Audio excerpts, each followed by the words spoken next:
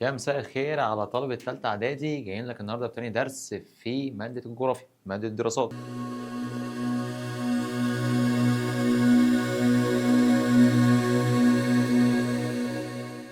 طيب، تاني درس بيكلمني عن إيه؟ بيكلمني عن تضاريس قارات العالم. عرفنا الدرس اللي فات قارات العالم من حيث الموقع، يعني موقع جغرافي وموقع فلكي. جاي النهارده أكلمك عن تضاريس قارات العالم كلها. طب أنا عندي كام قارة؟ فكرني كده. عندك 7 قارات يا مستر. حلو، برافو. أنا هدرس 7 قارات، تضاريس 7 قارات؟ لأ، هدرس 6 بس. طب ليه مش 7 يا مستر؟ لأن قارة أنتاركتيكا هي قارة متجمدة غير مؤهلة بالسكان، إذا مش هدرسها. مش هدرس تضاريسها، ما تهمنيش في حاجه. يبقى اذا عندي كام قاره؟ 6 قارات. يلا نبدا الدرس. قال لك تضاريس العالم تنقسم التضاريس في العالم الى 3 اقسام، وهما جبال وهضاب وسهول. طب عشان افهم الحته ديت، عشان افهم باقي الدرس، تعالى كده معايا شويه على جنب كده. طيب، اول حاجه قال لك عندك جبال. هدرس جبال، هدرس هضاب، هدرس سهول.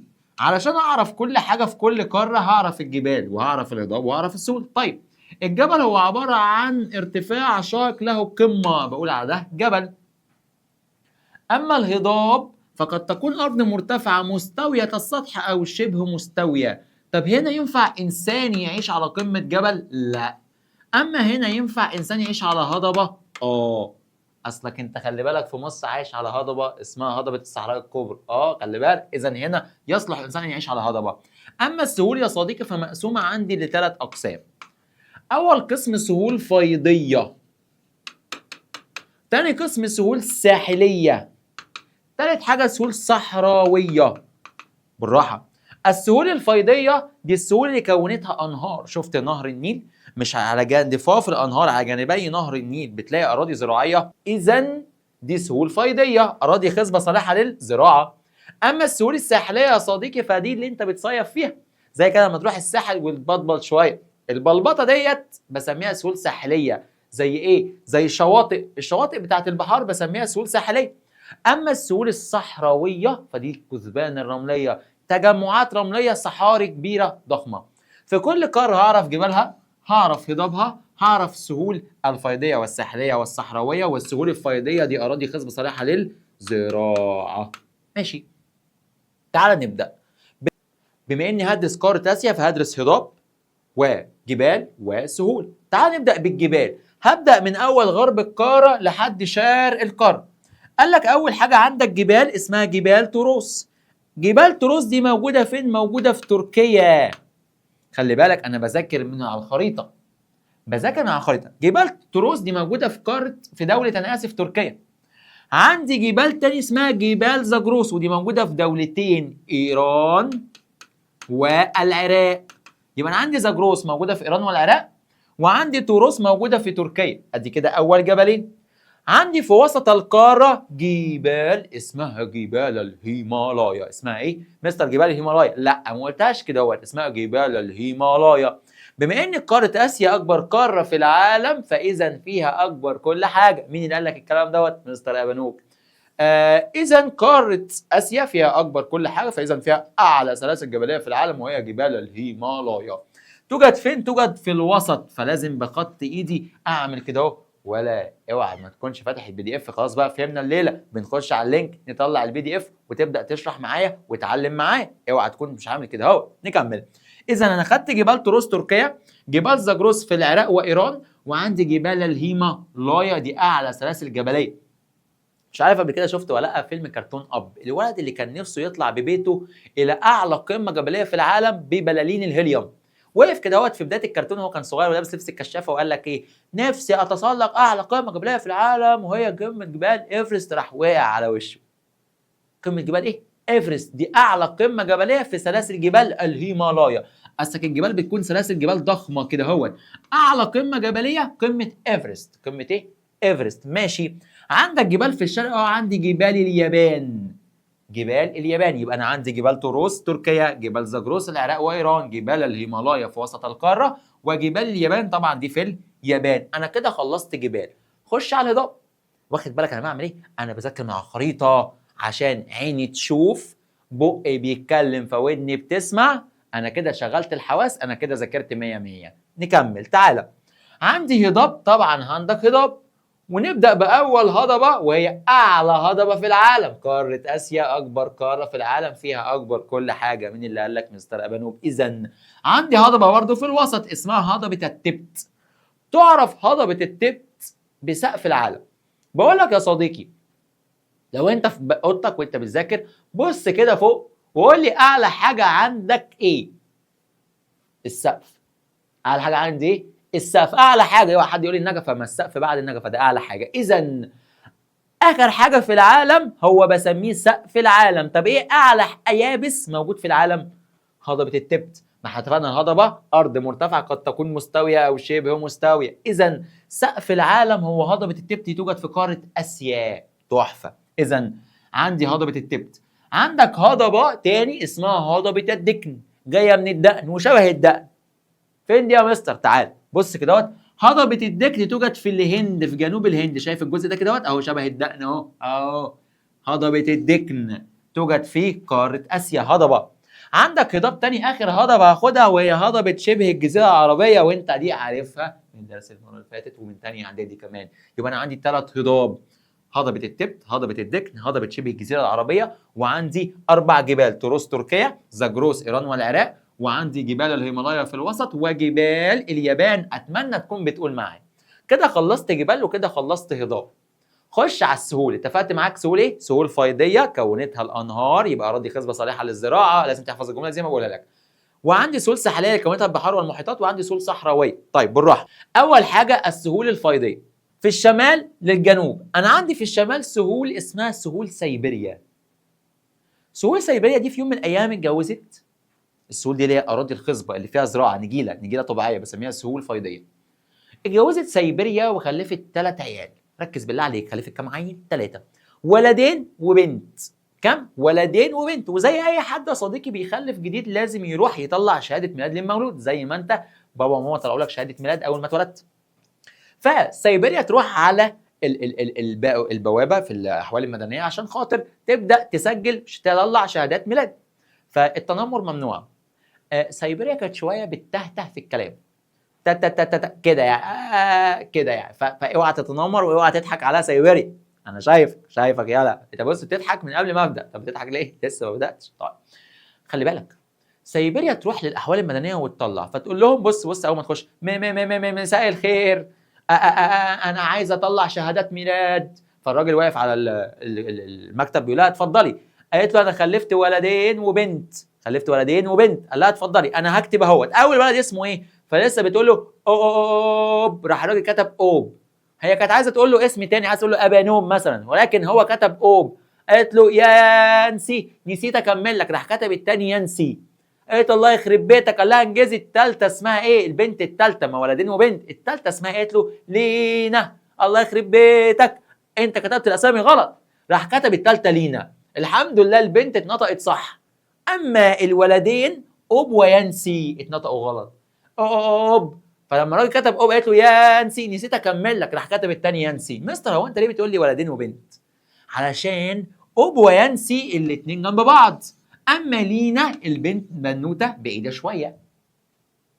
اذا سهول سيبيريا خلفت 3. سهول سيبيريا دي اراضي خصبه صالحه للزراعه، بيمر بيها انهار. ما الانهار دي المياه العذبه اللي بتروي الاراضي ديت اللي هي سهول سيبيريا. كم نهر بيروي سهول سيبيريا؟ 3: اوب وينسي ولينا. خلي بالك انحدارهم من الجنوب للشمال، يعني بيصبوا في المحيط القطبي الشمالي.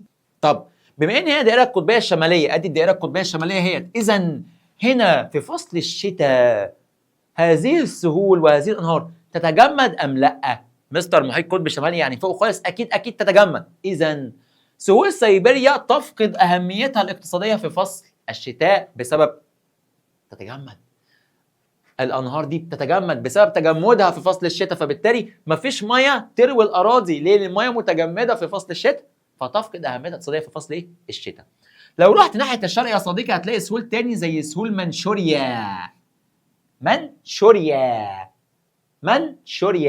وعندي سهول تاني اسمها سهول شرق الصين، يوجد بها نهر اسمه نهر اليانجستي. معلومه ليك مش موجوده في المنهج، ولكن نهر يانجستي ده 3 اطول نهر في العالم.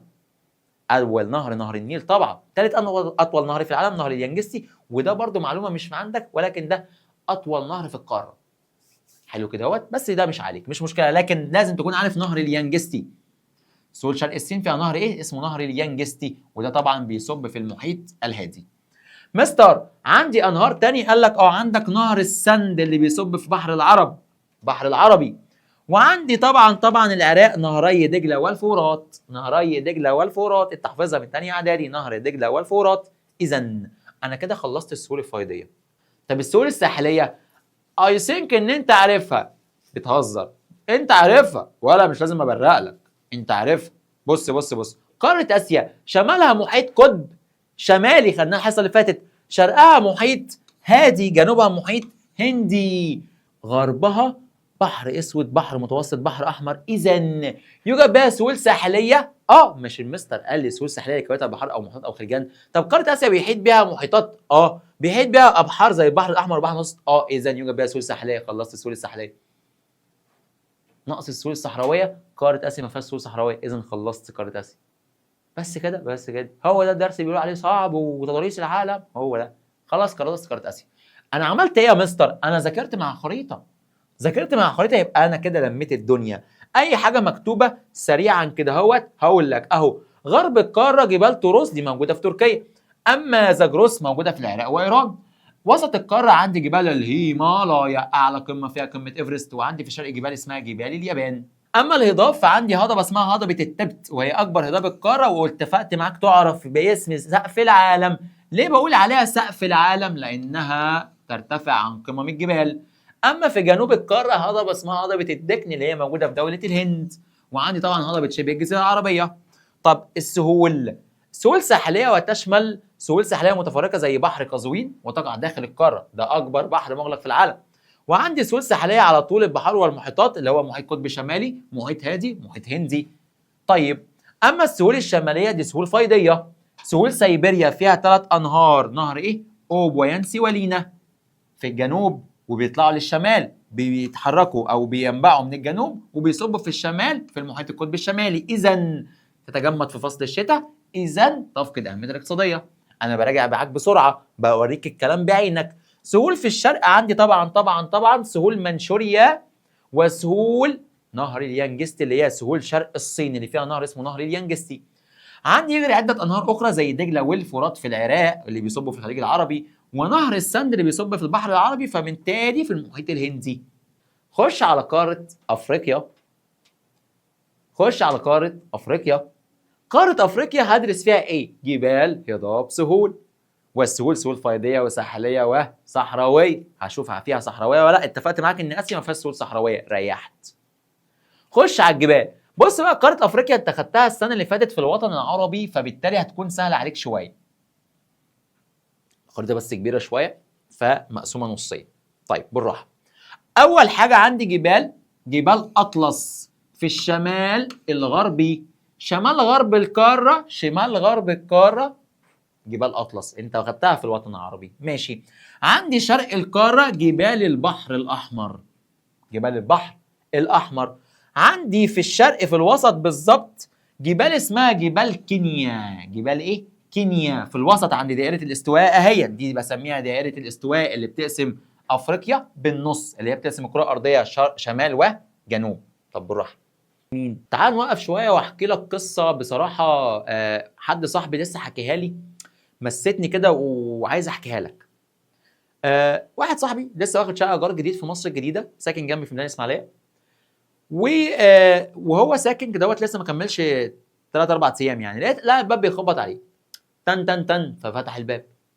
مين؟ قال له انا جارك ساكن في العماره اللي تحتيك. قال له ازيك، اهلا وسهلا، الاخبار؟ تمام، اؤمر. قال له بصراحه انا جعان، لو عندك طبق كده مسقعه فاصوليا اي حاجه. قال له انا عامل بصاره. قال له ماشي، اعمل لي طبق بصاره انا جعان بصراحه. وفعلا الراجل صاحبي عمل له طبق بصاره، وجاره راح خد الطبق ونزل. فيعتبر الراجل ده كل من عند مين؟ كل من عند جاره، صح كده ولا لا؟ الراجل اللي هو صاحب، الراجل اللي هو كان جعان طلع لصاحبي وخبط عليه وقال له انا جارك، فصاحبي اداله طبق مسقعه او طبق مش عارف ايه. اذا الراجل ده كل من عند مين؟ كل من عند جاره. اقول لك على حاجه يا صديقي، عندي جبال اسمها كلمنجارو. ايه؟ كلمنجارو. بتهزر يا مستر اهو، كلمنجارو. اذا الراجل اللي خبط على صديقي هو كلمنجارو، كلمنجارو، كلمنجارو اهو. عندي جبال اسمها كلمنجارو. عشان ما اطولش عليك بسرعه كده سريعا، بص بص بص، انا عندي جبال، عندي جبال اطلس، وعندي جبال البحر الاحمر، وعندي جبال كينيا، وعندي جبال كلمنجارو. نمت كام يوم؟ قالوا لي انا من سوهاج. قالوا لي البيت اللي في سوهاج بقاله اكتر من 5 سنين وعيلتي يعني توفت يعني. فحد قال لي روح سوهاج وفي دار هناك، في بيت هناك بيعه، هيعمل نص مليون، انت اللي تستفاد بيه. انت هتروح سوهاج تاني؟ قلت لهم بصراحه لا. قال لي خلاص بيعه. طبعا انت سايب كل حاجه ومستر ابو هيبقى معاه نص مليون، مالكش دعوه، مالكش دعوه. فالمهم رحت، فمساء الخير يا جماعه، انا طبعا بتكلم لغه عربي عاديه، بتكلم عادي. فقلت لهم انا في هنا بيت باسم ابراهيم عجيب، عشان انا ابن ابراهيم عجيب. فقالوا لي يعني ايه بيت؟ مفيش حاجه اسمها بيت. بقول بيت يا جماعه. قالوا لي دار، احدانا دار. قلت لهم دار، دار، في دار هنا اهوت باسم ابراهيم عجيب. قالوا لي اهو. فبصراحه دخلت الدار بخبط كده عشان انا نسيت المفتاح، فلقيت الباب اتفتح، لقيت قدامي كنز. اوعى بقى، خلاص النص مليون هيبقوا شكلهم 3 4 مليون. لقيت كنز، هيبقى فيه ايه يا ترى؟ بفتح الكنز لقيت برج. لقيت ايه؟ برج. انت بتقول ايه يا مستر؟ بقول لك دخلت دار لقيت كنز، فتحت الكنز لقيت برج. انت عايز ايه يا عم؟ مش عايز حاجه، بحكي لك قصه عادي جدا، ايه المشكله؟ قال لك جنوب شرق القاره. نكمل جنوب شرق القاره اهو، دي جنوب شرق القاره. في هنا جبال اسمها دراكنسبورج. درا مستر بس انت قلت دار كنزبورج. طب غير دار بدرا وكمل كنز برج. اذا انا دخلت دار لقيت كنز، فتحت الكنز لقيت برج. اذا دي جبال، والفوق كلمن جارو، كلمن جارو. اذا مستر انت بتهزر، انت عايز تحفظني الدرس ولا ايه؟ عايز تحفظوني بالعافيه؟ عايز احفظك بالعافيه. اصل انا ما بعرفش احفظ، وانا متفق معاك على كده اهو. احنا بنبسط المعلومه عشان اذاكر معاك، انا مش بشرح لك بس، انا بذاكر لك.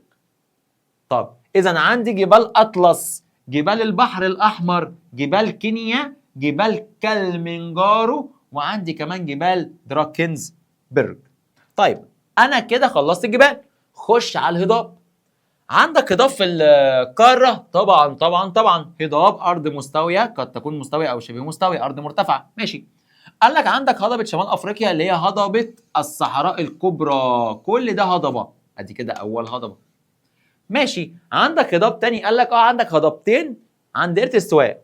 عندك هضبه الحبشه فوق شويه، وعندك هضبه البحيرات الاستوائيه. خلي بالك بقى، هضبه الحبشه وهضبه البحيرات الاستوائيه، الهضبتين دول بالذات مالهم؟ ينبع منهم روافد نهر النيل. اذا بص بص بص، هضبه الحبشه ممكن نقول عليها هضبه اثيوبيا. هي هضبة الحبشة وهضبة البحيرات الاستوائية الاثنين ينبع منهم روافد نهر النيل. إذا ده منبع يلا المية. مستر قصدك إيه؟ قصدي إن الهضبة عاملة كده، الهضاب ديت عاملة كده، فالمية بتجري كده، تجري تجري تجري تجري، تصب في البحر الإيه؟ في البحر المتوسط. أهو نهر النيل يجري كده ويصب في البحر المتوسط. إذا المنبع بتاع المية فين؟ المنبع الأساس اللي بيدلدق المية لفوق هضبة الحبشة وهضبة البحيرات الاستوائية. ماشي، يبقى انا خدت هضبة الصحراء الكبرى، خدت هضبة تاني اسمها هضبة الحبشة، وخدت هضبة تالتة اسمها هضبة البحيرات الاستوائية. عندي هضبة رابعة بسميها هضبة ايه؟ بسميها هضبة جنوبية، الهضبة الجنوبية. هضبة الصحراء الكبرى، هضبة الحبشة، هضبة البحيرات الاستوائية، الاتنين دولت ليهم أهمية بالنسبة لمصر. ينبع منهم روافد نهر النيل. وعندي هضبة الجنوبية. طيب انا كده خلصت جبال، خلصت هضاب، ناقصني سهول ساحليه وسهول فيضيه. انت بقى مجمع معايا السهول الساحليه كونتها بحار ومحيطات. طب هي قاره اوروبا، انا اسف، قاره افريقيا، هي قاره افريقيا مش بيمر بيها محيطات وبحار؟ مستر في الشمال البحر المتوسط، في الشمال البحر المتوسط، في الشرق المحيط الهندي والبحر الاحمر، في الغرب المحيط الاطلنطي، ملهاش جنوب. اذا يوجد بها سهول ساحليه. اذا يوجد بها سهول ساحليه. طب يا مستر خلاص انا فهمت السهول الساحليه، يعني هقول له الميه اللي بتحيط القاره اللي انا خدتها في اول درس. طب بقت سهله. السهول الفيضيه، سهول فيضيه يعني كونتها الانهار، يعني اراضي خصبه صالحه للزراعه، لازم تحفظها كده، اراضي خصبه صالحه للزراعه. عندك سهول فيضيه في القاره طبعا. تعالى اول حاجه عندي سهول نهر النيل. اول حاجه عندي سهول نهر النيل، دي اراضي خصبه صالحه للزراعه، سهول فيضيه. ماشي. عندي سهول نهر النيجر اللي بيصب في خليج غينيا، ومن خليج غينيا للمحيط الاطلنطي. ممكن اقول يا مستر نهر النيجر اللي بيصب في خليج المحيط الاطلنطي على طول؟ تنفع. عندي نهر السنغال اللي برضه بيصب في المحيط الاطلنطي. عندي نهر الكونغو اللي برضه بيصب في المحيط الاطلنطي. اذا عندي نهر 2 3 بيصبوا في المحيط الاطلنطي. عندي نهر النيل بيصب في البحر المتوسط، قلت لك لانه بينبع من الجنوب وبيصب في الشمال. ونهر الكونغو يوجد عند دائره الاستواء، اوعى تنسى، اهو بيقسم القاره بالنص، بيقسم قاره افريقيا بالنص. عندي سهول تاني. هو انت خطك ايه؟ انا خطي اورنج، انت ايه؟ فودافون ام اورنج عامل اتصالات. لو سمحت ابعت لنا في كومنت وقول لنا خطك ايه. انا عندي هنا نهر اسمه نهر اورنج. نهر ايه؟ اورنج. ونهر الليمبوبو. وعندي نهر تاني اسمه نهر الزمبيزي. زمبيزي، ليمبوبو، اورنج. زمبيزي، ليمبوبو، اورنج. دي انهار يعني سهول فيضيه، يعني اراضي خصبه صالحه للزراعه. مستر انا كده خدت جبال، خدت هضاب، خدت سهول ساحليه، وخدت سهول فيضيه. هل قاره افريقيا يوجد بها سهول صحراويه؟ فين؟ تعال. السهول الصحراويه عندي فوق هنا اهوت خالص. لو جيت عملت كده اهوت وجيت عملت كده اهوت هلاقي ان يوجد في الصحراء الكبرى الجزء دوت سهول صحراويه، يعني كثبان رمليه، يعني تجمع رملي. فين؟ عندي في الجزء دوت. لو عملت لك كده اهوت عندي هنا سهل اسمه السهل كالينشو. سهل ايه؟ كالينشو. ده يوجد في دولة ليبيا. ماشي. وعندي في مصر يا صديقي في الجزء دوت كده هوت في غرب مصر خالص عندي بحر اسمه بحر الرمال العظيم. مستر هو دي صحراء؟ انت بتقول لي بحر. زي كده يا صديقي اللي انت قاعد قدامي شايفك، واجي اقول لك انت كطالب عندك يلا بحر معلومات، ده انت متفوق عندك بحر معلومات. اذا انت مخك وعقلك بيمشي فيه ميه؟ لا، انت عندك معلومات كتيره جدا. نفس الكلام هنا رمله كتيره جدا في غرب مصر، فاذا نقول عليها بحر الرمال العظيم. وفي ليبيا عندي سهل اسمه سهل كالينشو. طيب عندك سهل تاني. تعال نعمل كده اهوت، نصغر شويه الشاشه ونعمل كده اهوت. عندي تحت خالص صحراء اسمها صحراء كالهاري في جنوب القاره. صحراء كالهاري في جنوب قاره افريقيا. اذا انا عندي 3 سهول صحراويه: كالينشو في ليبيا، بحر الرمال العظيم في مصر، وسهل كالينشو جنوب القاره. خلصت قاره افريقيا. تعالى كده سريعا نبص على الكلام المكتوب. الجبال، قال لك عندك جبال اطلس، ده شمال غرب القاره، وهتنحصر بيها هضبه اسمها هضبه الشطوط. هضبه اسمها هضبه الايه؟ الشطوط. اما جبال البحر الاحمر فدي في شرق القاره، وتوجد في مصر والسودان واريتريا شمال شرق القاره. شمال شرق القاره. عندي جبال كينيا وكلمنجارو في شرق القاره. وعندي جبال دراكنسبرج ودي موجوده في جنوب شرق القاره. جنوب شرق القاره. ماشي. اما الهضاب يا صديقي فعندي هضاب تتمثل في اول حاجه هضاب الصحراء الكبرى، وتتمثل في هضبتي الصحراء الشرقيه والغربيه اللي موجوده في مصر، وتقع في شمال القاره. هضبه الصحراء الغربيه كبيره قوي في شمال القاره. وعندي هضبه البحيرات الاستوائيه دي في وسط القاره. وعندي هضبه الحبشه دي برضو في شرق القاره. واتفقت معاك ان هضبه البحيرات الاستوائيه لازم تعمل كده، وهضبه الحبشه الاثنين دولت ليهم اهميه بالنسبه لمصر. ليه يا صديقي؟ ينبع منهم روافد نهر النيل. ينبع منهم روافد نهر النيل. مهمين جدا، سؤال لازم يجي لك في امتحانات اخر السنه اخر الترم، فركز. اما هضبه جنوب افريقيا يجري فيها نهر زي الليمبوبو واورنج، ودول في جنوب القاره. طب بقول لك ايه، انا عندي هضبه 2 3 4. اذا قاره افريقيا مظهرها السائد هو ايه؟ المظهر الهضبي. معظم قارة أفريقيا هضاب كتير كتير كتير كتير، وبالذات هضبة الصحراء الكبرى دي نص القارة هضبة لوحدها. إذا قارة أفريقيا يسودها المظهر الإيه؟ الهضبي. طب ركز معايا عشان انا كمان شويه هيجي قاره تاني معظمها هضاب وهقول لك تتشابه مع قاره ايه. اذا قاره افريقيا يسودها المظهر الهضبي عشان اكتر من نص مساحتها هضاب واسعه. اما السهول فاتفقت ان انا عندي سهول ساحليه اللي هي البحر الاحمر والبحر المتوسط والمحيط الهندي والمحيط الاطلنطي. واتفقت معاك ان السهول الفيضيه تتميز بجوده التربه وصلاحيتها، يعني اراضي خصبه صالحه للزراعه. عندي سهول نهر النيل وده موجود في مصر والسودان طبعا وجنوب السودان، لان السودان اتقسمت نصين اللي بيصب في البحر المتوسط. وعندي حوض نهر الكونغو اللي بيصب في المحيط الاطلنطي. وعندي سهول نهر النيجر والسنغال اللي بيصبوا في خليج غينيا، ومن خليج غينيا يروحوا على المحيط الاطلنطي، فممكن اكتب له المحيط الاطلنطي مفيش اي مشكله. سهول صحراويه قال لك عندك سهل كالينشو ده في ليبيا، والسهل بحر الرمال العظيم ده موجود في مصر، وعندك صحراء كالهاري ده في جنوب القاره تحت خالص. خلي بالك افريقيا معظمها صحاري، معظمها هضاب، فبالتالي يسودها المظهر الهضابي.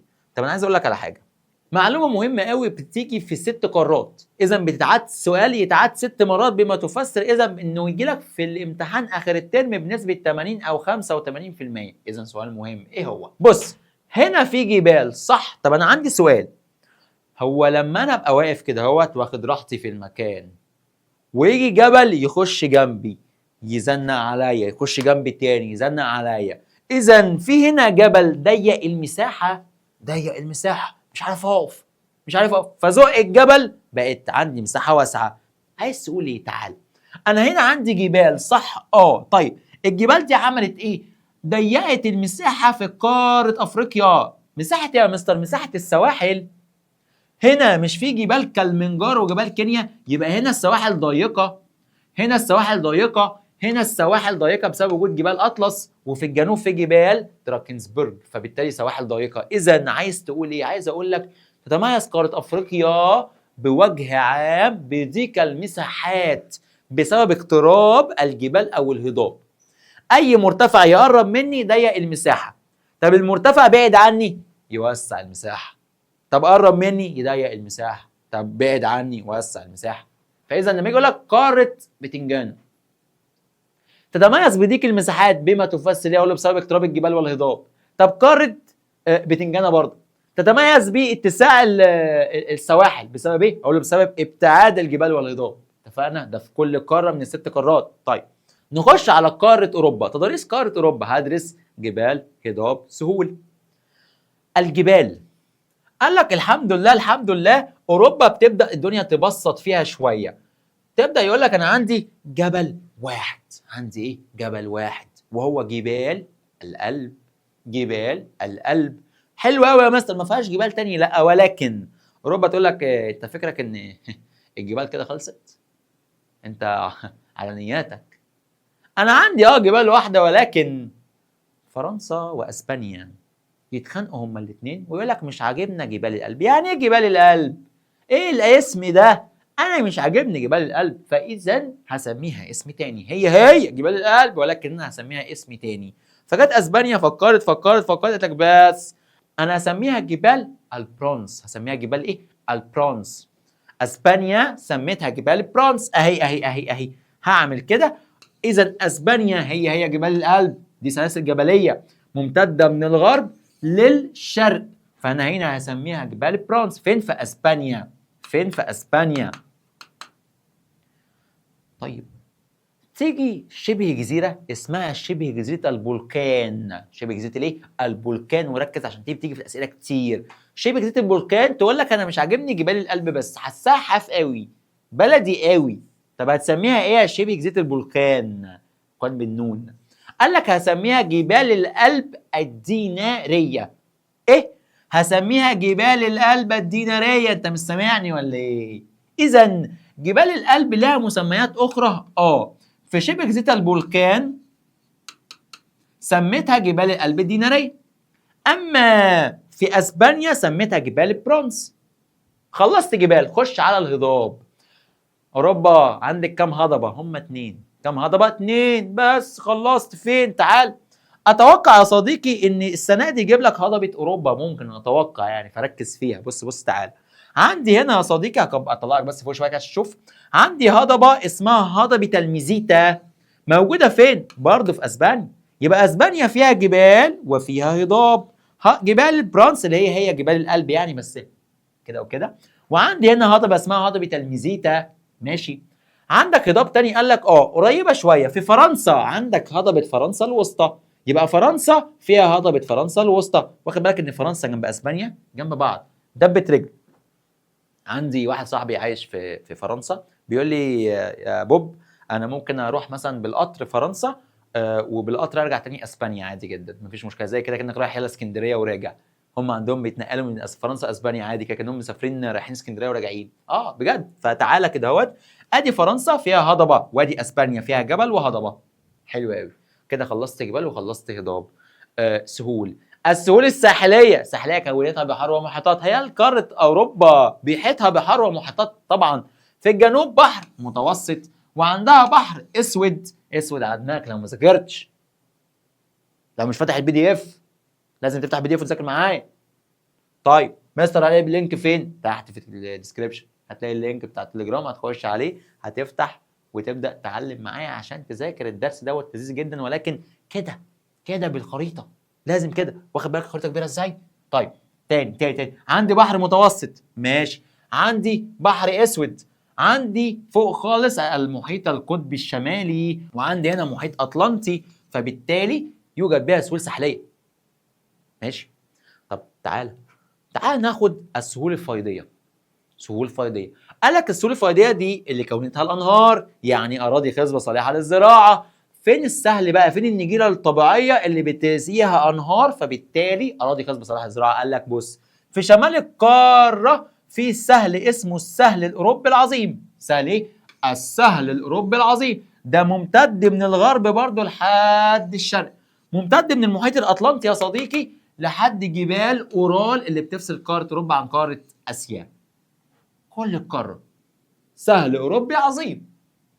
ماشي. بيقطع عده انهار زي نهر الراين ونهر اسمه نهر الدانوب. بيقطعوا الجبال زي جبال الألب، وكمان بيقطعوا السهول الفيضيه. وعندي نهر هنا اسمه نهر السين. السين والصاد. ماشي نكمل عادي. نهر الراين ونهر السين، وعندي نهر الدانوب. وخلي بالك نهر الدانوب ونهر الراين الاثنين بيقطعهم الجبال، يعني النهر معدي من الجبل كده، ادي سلاسل جبليه اهيت، والنهر داخل نهر ايه وايه؟ الدانوب والراين. اما السهل الاوروبي العظيم ففي برضه نهر الدانوب بيصب فيه، فبالتالي ميه عذبه بتصب فيه فبتخليه خصب صالح للزراعه، والراين والسين. اخر نهر يا صديقي هتاخده معايا هو نهر الفولجا. اهو خلي بالك، نهر الفولجا ده اطول انهار القاره. يعني ايه؟ يعني ده اطول نهر في قاره اوروبا باكملها. بيصب فين؟ بيصب في بحر قزوين. بيصب فين؟ في بحر قزوين. اللي قول لي صح، هو بحر قزوين فين؟ قاره اسيا. اوعى تكون قلت غير كده، هعمل نفسي مش سامع. فين؟ في قاره اسيا. اكبر بحر مغلق في العالم يوجد في اكبر قاره في العالم. مستر هو ازاي بحر مغلق وبيصب فيه؟ مع نهر الفولجا يصب فيه، لكن هو ما يصبش في حاجه. قزوين مغلق ما يصبش في حاجه، لكن عادي نهر يصب فيه. عادي نهر يصب فيه زي نهر الفولجا يصب فيه في بحر قزوين، البحر المغلق اللي تابع لقاره اسيا. ماشي. انا كده خلصت جبال، هضاب، سهول ساحليه وسهول فيضيه. هل القاره دي فيها سهول صحراويه؟ خلصت القاره. تعالى كده سريعا نشوف. نبدا بالجبال. تتميز جبال اوروبا بالارتفاع، ويغطي قممها الجليد. يغطي قممها الايه؟ الجليد في الشتاء، لان قاره اوروبا باكملها تقع في النصف الشمالي من الكره الارضيه، فوق دائره الاستواء وفوق مدار السرطان كمان. هي بتمر بدائره واحده اللي هي دائره القطب الشماليه. فاذا في الشتاء الاقي ان القمم الجبليه بتسكنها الجليد، لان انت خدت وانت صغير كلما ارتفعت 150 متر فوق سطح البحر تنخفض درجه الحراره 1 درجه مئويه، فلاقي ان القمم الجبليه بيسكنها الجليد زي قاره اوروبا. وبيقطعها عده انهار. السلاسل الجبليه بيقطعها عده انهار زي قلنا نهر الراين ونهر الايه؟ الدانوب. تمتد سلاسل جبال الألب ما بين الغرب للشرق زي ما رسمتها لك فوق، ولها مسميات مختلفه. جبال الألب مش اسمها جبال الألب بس، لا، قال لك في وسط القاره زي في اسبانيا كده اهوت بيسموها جبال البرانس. اما في شبه جزيره البلقان اسمها جبال الألب الديناريه. مهمه جدا. طيب اما الهضاب في قاره اوروبا فتتمثل في هضبه اسمها هضبه الميزيتا، ودي توجد في دوله اسبانيا، وعندي هضبه فرنسا الوسطى ودي تقطعها الانهار زي نهر السين اللي موجود في دوله فرنسا. ماشي. عندي سهول ساحليه، واتفقت معاك ان قاره اوروبا فيها محيط قطبي شمالي، فيها بحر متوسط، فيها محيط اطلنطي، وفيها بحر اسود. اذا كل دوت سهول ساحليه. قال لك سؤال هنا هو تحفه جميل قوي، خدناه الدرس الاول. شوف بيقول لك تاني، بيقول لك مهم يا بني ادم. تتميز قاره اوروبا باتساعها وتعرجها مما يؤدي الى انشاء الموانئ الطبيعيه. ليه اوروبا فيها موانئ طبيعيه؟ بسبب تعرجها وقصه الجزر بها. اوروبا متعرجه فبالتالي تنشا موانئ طبيعيه بها. ماشي. السهول الفيضيه، السهول اللي كونتها انهار اراضي خصبه صالحه للزراعه، زي السهل الاوروبي العظيم الذي يمتد في المحيط الاطلنطي غربا لحد جبال اورال شرقا. توجد به مجموعه من المدن الاوروبيه الرئيسيه زي باريس وبرلين. دي مدن مش دول. يتكون السهل الاوروبي العظيم من رواسب طينيه، اذا له اهميه اقتصاديه. يجي يقول لك هو ليه السهل الاوروبي العظيم له اهميه اقتصاديه؟ السهل يعني دي سهول فيضيه، اذا اراضي خصبه صالحه للزراعه. احفظها. في اي قاره يجي يقول لك السهل زي مثلا سهول سيبيريا، ليه ليها اهميه؟ لان اراضي خصبه صالحه للزراعه. طب ليه تفقد اهميتها سهول سيبيريا؟ لانها تتجمد في فصل الشتاء لانها فوق في الشمال. طب السهل الاوروبي العظيم له اهميه يا باشا، سهل رواسب يتكون من رواسب طينيه، الطين دوت اراضي خصبه صالحه للزراعه، فاذا يتمثل في زراعه خصبه كونتها الانهار، ومن اهمها هذه الانهار 3: نهر الفولجا ونهر الدانوب ونهر الراين اللي احنا لسه قايلينه. الفولجا ده اطول انهار القاره ويصب في بحر قزوين يلا اللي تابع لقاره اسيا، اوعى تنسى.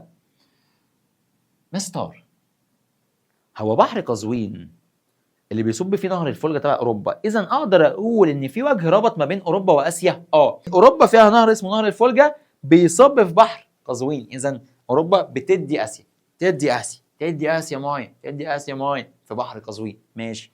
عندي نهر الدانوب اللي بيصب في البحر الاسود، وعندي نهر الراين اللي بيصب في بحر الشمال. طيب احنا محتاجين دلوقتي ناخد بريك شويه. البريك ده هتعمل فيها يا مستر؟ هتقوم تتمشى كده توصل لحد البلكونه وترجع. اول ما ترجع مامتك هتقول لك بتعمل ايه يا بابا؟ اقول له مستر ابنوب قال لي اتمشى لحد البلكونه وارجع. افصل دماغك، خش المطبخ اعمل مشروبك سواء حاجه ساقعه او حاجه سخنه وارجع لي تاني.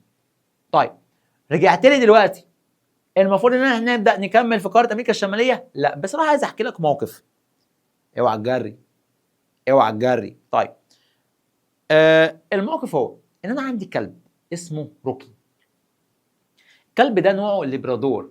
مستر ليبرادور؟ هو في نوع كلب اسمه ليبرادور؟ لو انت ما بتفهمش الكلام قوي فخش اكتب كده في جوجل، سيرش على جوجل اكتب ليبرادور، هتشوف نوع كلب كده هو لونه اوف وايت. ده كلبي اسمه روكي. خلي بالك، طول ما انت بتحب الكلب بتاعي انا هحبك، مش هتحب الكلب بتاعي مش هحبك. طيب انا عندي كلب اسمه روكي نوعه ليبرادور. حبيت اشاركك بيه عشان لما اتصور بيه على السوشيال ميديا وانزل على الفيسبوك او انزل على الانستجرام تكون انت عارف الكلب ده. ما علينا، مش موضوعنا، مش مشكله. تعال نكمل. عندي قاره اسمها قاره امريكا الشماليه. قاره امريكا الشماليه هتدرس فيها ايه يا مستر؟ نفس الكلام يا صديقي، جبال، هضاب، سهول، وسهول فيضيه وساحليه وصحراويه لو في صحراوي. طيب نبدا بالجبال. قال لك جبال قاره امريكا الشماليه، في جبال اسمها جبال الابلاش. ايه الابلاش؟ ايه جبال الابلاش دي يا مستر؟ زمان كان في قطر عندنا اسمه قطر القشاش، انا هسميه قطر الابلاش، فكنا بنطلع عليه شعار حلو قوي وهو اركب وما تنساش الابلاش ببلاش. تاني، اركب وما تنساش الابلاش ببلاش. تاني، اركب وما تنساش الابلاش ببلاش. الايه؟ الابلاش. صديقي جبال الابلاش موجوده فين؟ موجوده في شرق القاره، قاره امريكا الشماليه. ماشي. اما في الغرب فيوجد جبال روكي. جبال روكي ممتده من الشمال الى الجنوب، كبيره جدا جدا جدا، واعلى سلاسل جبليه في القاره هي جبال روكي. جبال ايه؟ روكي. ده على اسم الكلب بتاعي. ايه ده؟ خدوا اسم كلبي وحطوه في الدرس، هسامحهم مش مشكله عادي. يعني هو انا اول واحد ولا اخر واحد يسمي جباله روكي او يسمي كلبه روكي؟ مش مشكله. اذا عندي جبال الابلاش اركب وما تنساش الابلاش ببلاش، وعندي جبال اسمها جبال روكي. سؤال يا صديقي، هنا السواحل تتميز بالضيق ولا بالوسع؟ مستر في جبال جت فاذا ضيقت عليا. اذا قاره امريكا الشماليه تتميز بضيق سواحلها من جهه الغرب. ليه؟ بسبب اقتراب جبال روكي من سواحلها. جبال روكي اقتربت فضيقت المساحه. ماشي، يبقى انا عندي جبال الابلاش وجبال روكي. عندك حاجه تاني، جبال تاني؟ لا، اخش على الهضاب. عندي هضبتين برضو، يبقى انا عندي جبلين وعندي هضبتين. هضبة ليبرادور. ايه؟ ليبرادور؟ ايه ده؟ ده نوع الكلب بتاعي. مش انا قلت لك عندي كلب ليبرادور نوع ليبرادور اسمه روكي؟ اوعى تفتكر ان انا وانت هنبقى اصحاب. انا عندي هضبة اسمها ليبرادور، وعندي جبال اسمها روكي. اذا اول هضبة. طب يا مستر تاني هضبة فين؟ تعال اما اقول لك. تاني هضبة عندي وهي هضبة المكسيك، عشان هنا عندي خليج المكسيك، واتفقت معاك مكسيكو كله يدلع نفسه. اذا عندي خليج المكسيك وعندي هضبة المكسيك. ماشي، يبقى انا عندي جبلين وعندي هضبتين. سهول ساحلية كونتها بحار ومحيطات. اذا عندي المحيط القطبي الشمالي زي اوروبا وزي اسيا التلاته جنب بعض، عندي المحيط الاطلنطي، عندي المحيط الهادي، عندي في الجنوب خليج المكسيك والبحر الكاريبي. اذا يوجد بقاره امريكا الشماليه سهول ساحليه. السهول الفيضيه، بص يا باشا، قال لك عندك سهول فيضيه زي البحيرات العظمى. زي ايه يا مستر؟ بحيرات عظمى اهي. وعندك السهول الوسطى، دي كلها اراضي خصبه صالحه للزراعه. وعندي نهر هنا اسمه نهر نيلسون يصب في خليج هيدسن، دي جت في 2025 السنه اللي فاتت. متوقع تيجي تاني؟ المشكله اذا جه قال لك هو نهر نيلسون بيصب في خليج، واداك هنا نقط وقال لك ده خليج ايه؟ نهر نيلسون يصب في خليج هيدسن. نهر نيلسون يصب في خليج هيدسن. عندي هنا نهر اسمه سانت لورنس يصب في خليج سانت لورنس. نهر سانت لورنس يصب في خليج سانت لورنس. نيلسون يصب في خليج هيدسن. عندي نهر الميسيسيبي ممتد من الشمال نازل للجنوب يصب في خليج المكسيك. ده مهم جدا، دي اراضي خصبه صالحه للزراعه يا بني ادم، صح كده ولا؟ كل الاراضي الخصبه الصالحه للزراعه بيصب فيها انهار، بيكون جنبها انهار عشان تسقي الاراضي ديت. ماشي؟ طيب في حاجه صعبه في الكلام ده كله. طب هي امريكا الشماليه يا مستر فيها سهول صحراويه؟ انا كده خدت قاره واحده فيها سهول صحراويه، لو انت جدع قولها لي في الكومنتات، انا مش هقولها. ماشي، تعالى بقى سريعا كده الجبال في قاره امريكا الشماليه نشوف الكلام مكتوب ازاي. اول حاجه عندي جبال الابلاش، اركب وما تنساش الابلاش ببلاش، دي موجوده في الشرق. وعندي غرب القاره جبال روكي، واعلى جبال القاره وطبعا ده بيغطيها قممها الجليد لانها تقع في الدائره القطبيه الشماليه. عندي هضبتين، هضبه ليبرادور ده نوع الكلب بتاعي، وعندي هضبه المكسيك، مكسيكو كله يدلع نفسه. عندي السهول، سهول ساحليه طبعا، عندي محيط اطلنطي، عندي محيط اطلنطي، عندي محيط هادي، عندي محيط قطبي شمالي، وعندي خليج المكسيك والبحر الكاريبي. وتتميز قاره امريكا الشماليه من سواحل الغرب سواحل المحيط الهادي بالضيق. ليه؟ بسبب اقتراب الجبال. جبال ايه يا صديقي؟ جبال روكي. على حسب القاره اقول له الجبال تقترب من السواحل اللي انت عايزها. طيب سهول فيضيه هي السهول الوسطى، تمتد من المحيط القطبي الشمالي سهول الفيضيه الى خليج المكسيك جنوبا. يغطي الجليد اطرافها الشماليه لانها فوق عن الدائره القطبيه الشماليه، ففي الشتاء بتتجمد. يوجد بها بحيرات عظمى في كندا والولايات المتحده الامريكيه. السهول الفيضيه اللي هو السهول الوسطى في قاره امريكا الشماليه تتسع بوسط امريكا الشماليه الى الشرق من جبال روكي. يعني هنا واسعه، اول ما تيجي لجبال روكي تضيق. هنا السهول واسعه جدا، وكل ما رحت ناحيه جبال روكي تضيق. في الشرق واسعه، اما كل ما اتجهت لجبال روكي تضيق. ماشي، عندي في امريكا الشماليه سهول فيها انهار. عندي سهول نهر السانت لورنس اللي موجود في شمال شرق امريكا الشماليه وبيصب في خليج سانت لورنس برضه. اذا نهر يصب فيه خليج بنفس الاسم. عندي السهول نهر الميسيسيبي اللي بيصب في خليج المكسيك، ودي اراضي خصبه صالحه للزراعه، اذا ليها اهميه. وسهول نهر النيلسون اللي بيصب في خليج هيدسن. خش على قاره امريكا الجنوبيه. انا خلاص بخلص، ما انا قلت لك انا ناقصني امريكا الجنوبيه وخلاص ناقصني قاره استراليا ويبقى خلاص الدرس. امريكا الجنوبيه يا صديقي فيها جبل واحد وحيد وهو جبال الانديز. جبال ايه؟ جبال الانديز. فين يا مستر؟ اهي ممتده برضو من الشمال لحد الجنوب في غرب القاره. اذا امريكا الشماليه تشبه امريكا الجنوبيه في الاثنين فيهم اعلى جبال القاره موجودين في الغرب. اذا تتميز قاره امريكا الجنوبيه بضيق سواحلها من جهه الغرب. ليه؟ بسبب اقتراب الجبال من سواحلها فضيقت المساحه من جهه الغرب. بسبب اقتراب جبال الانديز من سواحل المحيط الهادي فبالتالي هنا بقت المساحه ضيقه. اذا تتميز امريكا الجنوبيه من جهه الغرب بضيق سواحلها، اما من جهه الشرق باتساع سواحلها بسبب ابتعاد الجبال عن السواحل اللي في الشرق. طيب امريكا الجنوبيه فيها كم هضبه؟ 3، ولازم تحفظها وتعمل زي ما انا بعمل كده بالظبط. عندي 3 هضاب، هضبه في الشمال، هضبه في الشمال الشرقي في الوسط يعني، وهضبه في الجنوب. بص بص بص اهو. عندي هضبه في الشمال اسمها هضبه جيانا، هضبه في الشمال الشرقي اسمها هضبه البرازيل، وفي الجنوب هضبه باتاجونيا. جيانا، برازيل، باتاجونيا. جيانا، برازيل، باتاجونيا. هضبة جيانا في الشمال، هضبة البرازيل في الشمال الشرقي في الجزء ده، وهضبة باتاجونيا في الجنوب. صديقي تعال نلعب لعبة. أنهي أكبر هضبة من ال3؟ مستر هضبة البرازيل صح. صديقي نلعب لعبة تاني. أنهي أصغر هضبة في القارة؟ هضبة باتاجونيا. صديقي صح. إذا عندي أكبر هضبة وعندي أصغر هضبة. أكبر هضبة هضبة البرازيل، أما أصغر هضبة هضبة باتاجونيا. كده خلصت جبال وخلصت هضاب. نخش على السهول الساحلية.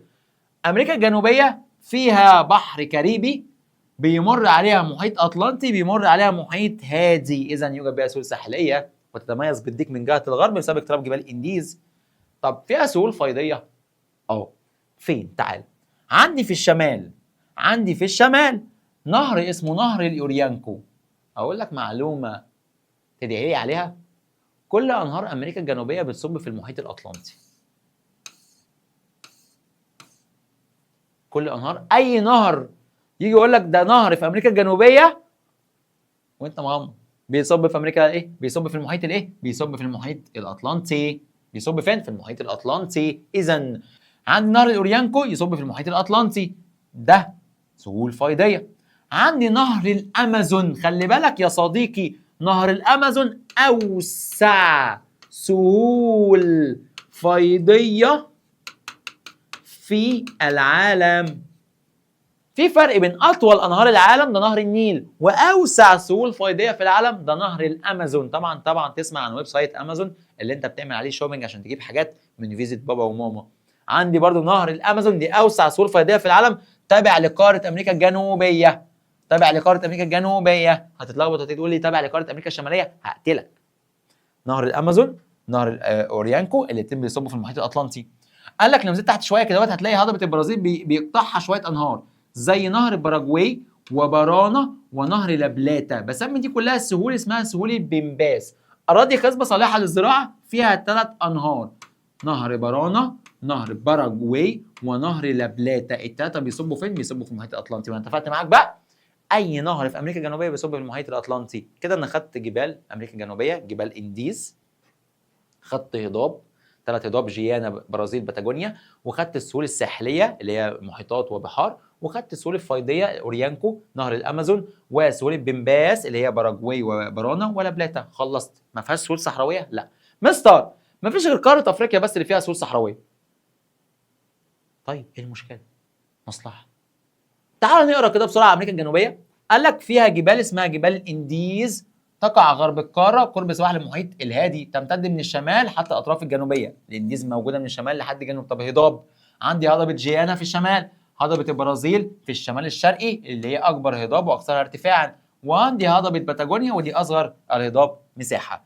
طيب السهول الساحليه اتفقت معاك، عندي بحر كاريبي، عندي محيط اطلنطي، وعندي محيط هادي، فاذا يوجد بها سواحل او سهول ساحليه. طيب تتميز قارة أمريكا الجنوبية بضيق سواحلها من جهة المحيط الهادي من جهة الغرب، بما تفسر ليه؟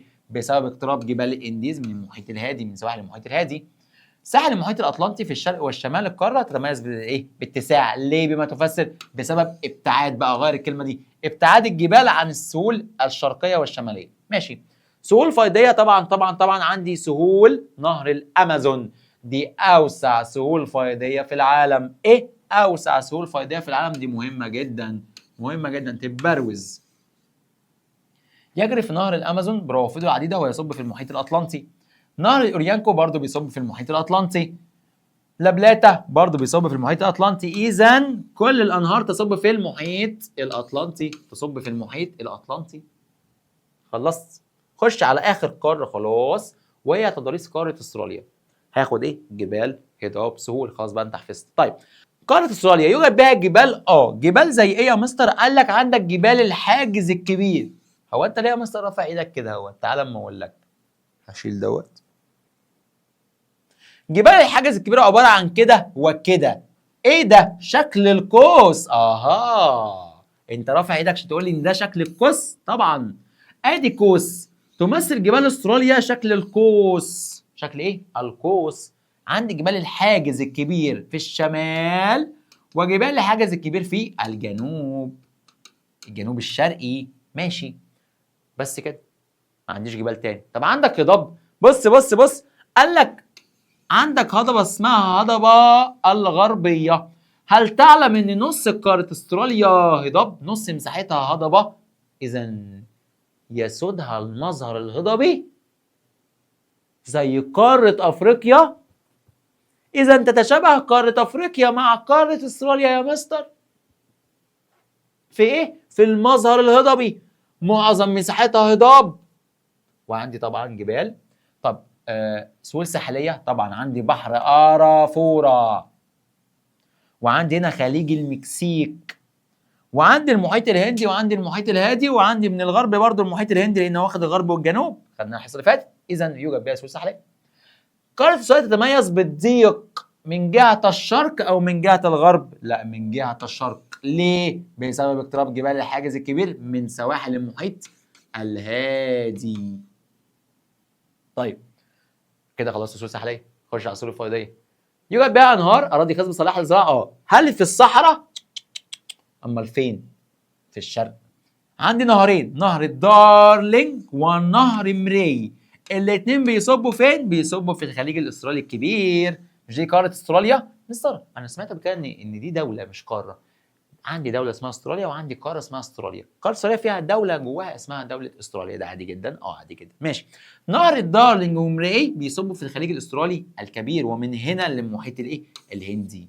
اذا عندي خدت جبال الحاجز الكبير في الشمال وفي الجنوب، خدت النص القاره هضاب زي قاره افريقيا، وعندي سهول فيضيه زي دارلينج ومري، وخدت السواحل السهول الساحليه اللي هي بتحيط القاره. ونهر مري ودارلينج بيصب في الخليج الاسترالي الكبير، وعندي دي جزيره تسمانيا اوعى تنساها. طيب سريعا كده تعال نشوف قاره استراليا. جبال، قال لك عندك جبال الحاجز الكبير اللي هي جبال القلب الاستراليه. جبال القلب الاستراليه، ايه ده؟ دي شبه جبال قلب اوروبا، ولكن هنا لازم اقول جبال القلب الاستراليه. تمتد على طول الساحل الشرقي للقاره، وتاخذ شكل قوس، وتنقسم مجموعتين، الحاجز الكبير في الجنوب والحاجز الكبير في الشمال الشرقي. تتميز بارتفاعها كما تغطيها بعض الانهار زي ميري ودارلينج. قال لك الهضاب، عندي الهضبه الغربيه تشغل نصف مساحه القاره، كما يتميز معظم سطحها بالاستواء. هضبه، ولكن قلت لك الهضبه ممكن تكون مستويه او شبه مستويه. طب استراليا تتميز بالاستواء، الهضبه بتاعتها. بص بقى الحته ديت البونبونيه بتاعتي، تشبه تضاريس استراليا تضاريس قاره افريقيا. ليه؟ الاثنين يسودهم يعني ينتشر فيهم المظهر الهضبي. سهول فيضيه، عندي نهري ميري ودارلينج ويصبان في الخليج الاسترالي الكبير، وهي سهول زراعيه خصبه صالحه للزراعه، يوجد بها كثير من المدن المهمه. سهول ساحليه، اتفقت ان استراليا بيمر بها بحر ارافورا والمحيط الهادي، ومن الجنوب والغرب المحيط الهندي. اذا فيها سهول فيضيه. تضيق من ناحيه الشرق، ليه؟ بسبب اقتراب الجبال من المحيط الهادي، جبال الحاجز الكبير. طيب سهول صحراويه، زيها زي قاره افريقيا. الاثنين الوحيدين اللي فيهم سهول صحراويه توجد في الداخل وفي الغرب. داخل القاره وغرب القاره هي صحاري رمليه تقل بها موارد المياه، اذا ما فيهاش سكان كتير. في الوسط وفي الغرب، لان كل دوت صحاري فيها رمال، فبالتالي بيقل فيها الموارد المياه، ما فيهاش مياه نشرب، فبالتالي هنقل فيها سكان. وبكده يا صديقي اكون خلصت لك درس النهارده، درس التضاريس. اتمنى ان يكون سهل بسيط ودرس لذيذ عليك. كان معكم البوب، ومع البوب انت التوب. القاك في درس المره الجايه. باي باي.